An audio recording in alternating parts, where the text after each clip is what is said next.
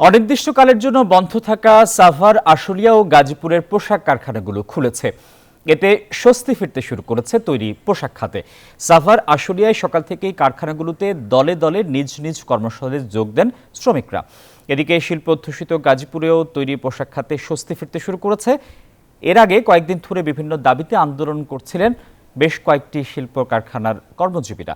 শিল্প প্রতিষ্ঠানে নিরাপত্তা জোরদারে মোড়ে মোড়ে সেনাবাহিনী ও আইনশৃঙ্খলা বাহিনীর সদস্যরা টহল দিচ্ছে।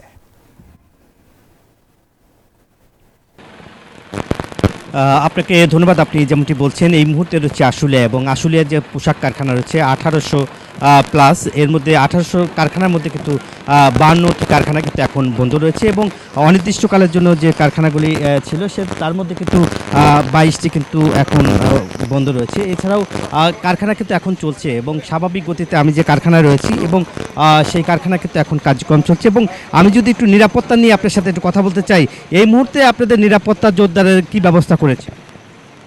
আপনারা দেখছেন আমাদের দিনে এবং রাতে উভয় সময়ে আমাদের টহল অব্যাহত আছে।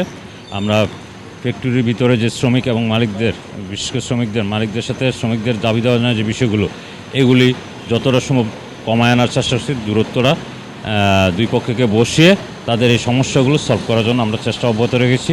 মোটিভেশনাল কার্যক্রম অব্যাহত আছে, বিভিন্ন জায়গায় মাইকিংয়ের মাধ্যমে তাদেরকে সচেতন করা হচ্ছে এটার বেনিফিট সম্পর্কে।